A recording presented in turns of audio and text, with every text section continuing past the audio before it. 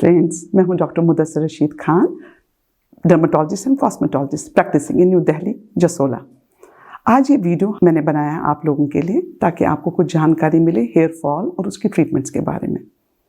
सबसे पहले हम बालों के बारे में परेशान तब होने लगते हैं कि जब हमारे बाल ज़्यादा गिरने लगते हैं या कि कंघी में हमारे गुच्छे नज़र आने लगते हैं, तो हम परेशान हो जाते हैं। और मर्दों में नहाते वक्त वो पिल्लों में बालों को देखते हैं, वो परेशान हो जाते हैं कि अरे ये हो क्या रहा है।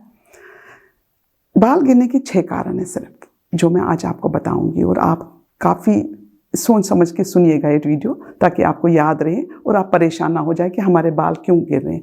अक्सर पेशेंट्स जब मेरे पास आते हैं वो पूछते हैं मुझसे, मैडम हमारे बाल गिर रहे क्यों हैं। नंबर 1 कारण जो बाल गिरने का है वो स्कैल्प कंडीशंस होती हैं।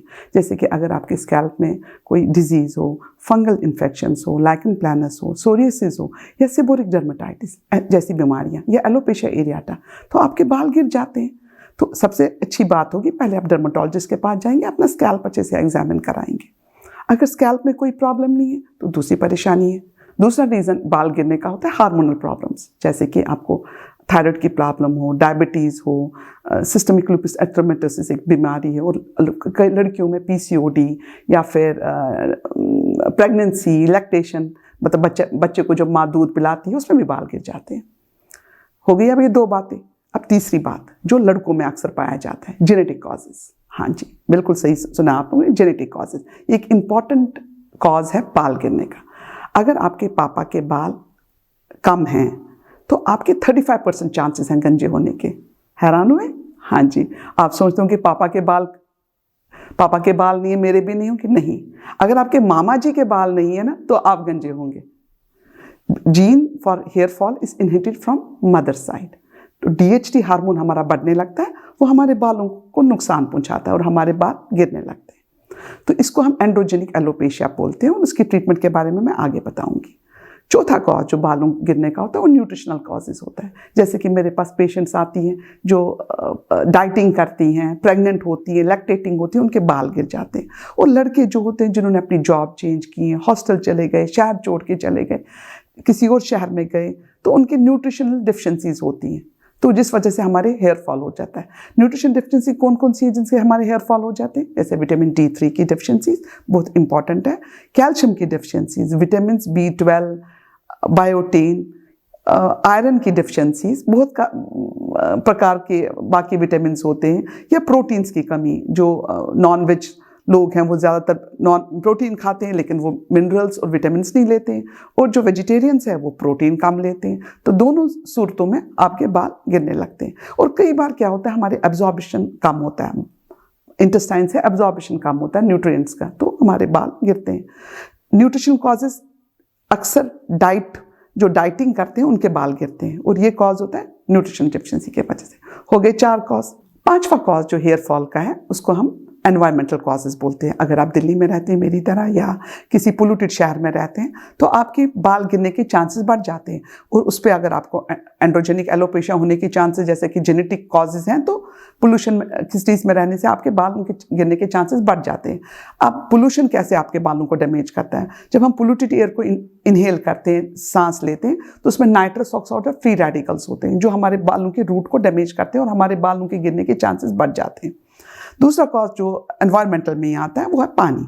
अगर आप कैसी जगह रहते हैं जहाँ ट्यूबवेल या बोरिंग का पानी आ रहा हो और उसी से आप कई साल से बाल धो रहे हैं, तो आहिस्ता आहिस्ता करके आपके बाल कमज़ोर हो जाते हैं और आपके रूट भी डैमेज हो जाते हैं। कई बार हम लोग सैलून में बहुत जाते हैं जहाँ हम dye, perming, straightening, smoothening, keratin treatment वगैरह कराते हैं। इनसे भी हमारे बालों के रूट्स केमिकली डैमेज हो जाते हैं और बाल गिरने के चांसेस बढ़ जाते हैं।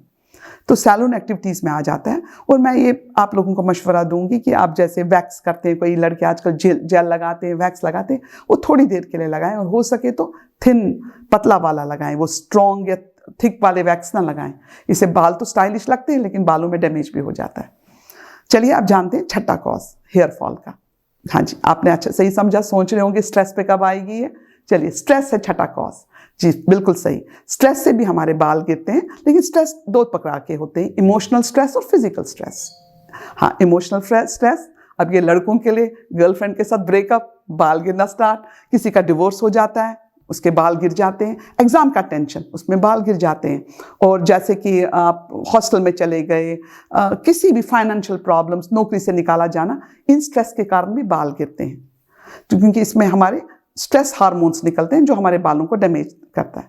और फिजिकल स्ट्रेस हो गए, जैसे आपके सबसे इंपॉर्टेंट, पिछले साल मैंने कई पेशेंट्स को देखा कि उनको कोविड हुआ और उनके बाल गिर गए।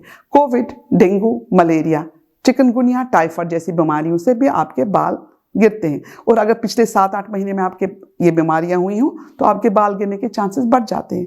कई बार फ्रैक्चर हो जाता है, छोटा मोटा ऑपरेशन होता है, उसमें भी आपके बाल गिरते हैं क्योंकि आप हॉस्पिटलाइज्ड होते हैं और स्ट्रेस हो जाता है। ये हो गए 6 कारण बाल गिरने के। चलिए अब जानते हैं ट्रीटमेंट क्या होता है। ट्रीटमेंट को मैं 4 pronged अटैक बोलती हूँ जी। 4 तरीके से हम ट्रीटमेंट करेंगे, जैसे कि एक स्क्वायर हो, इसमें मैं 4 तरीके के बता दूंगी आपको। पहला सबसे इंपॉर्टेंट होता है मिनॉक्सिडिल। हाँ जी, सही सुना आपने। मिनॉक्सिडिल के बारे में बहुत आपने सुना होगा और आधे लोग इसके बारे में सोचते हैं कि कोई गलत चीज़ है लगाने के लिए। नहीं, minoxidil is very helpful if given by the dermatologist and if it is suited to you. अगर आपको सूट करता है तो आपको मिनॉक्सिडिल लगाना होता है, जिससे आपके नए बाल आने लगते हैं। दूसरा होता है सिरम्स। मैं मॉर्निंग में सिरम्स देती हूँ, जिसमें कैपेक्सिल हो, प्रोकैपिल हो और कई प्रकार, कभी सॉ पैल्मेटो एक्सट्रैक्ट होते हैं, तो इनसे आप मॉर्निंग में लगा सकते हैं। फिर शैम्पूज होने चाहिए जो आपके बाल की ब्रेकेज को रोके। और अगर आपको डैंड्रफ हो तो माइल्ड डैंड्रफ का शैम्पू ले सकते हैं। इसके अलावा मैं टैबलेट्स आपको बोलूँगी, टैबलेट्स लीजिए जो बायोटिन हो, कैल्शियम हो, आयरन हो, ये टैबलेट्स आपको ज़रूरी लेनी है, और विटामिन D3 भी। और इसके साथ साथ आपको कुछ प्रोसीजर्स करवाने होंगे, जैसे कि PRP या हेयर मेसोथेरेपी। ये एक खाद के काम करता है, ये मैन्योर जिसको बोलते हैं, काम करता है आपके बालों के लिए और आपके बालों के रूट्स को स्ट्रॉन्ग करता है। तो ये ट्रीटमेंट्स के लिए आप मेरे पास भी आ सकते हैं और इसके बारे में आप गूगल भी कर सकते हैं। उम्मीद है आपको ये जानकारी अच्छी लगी।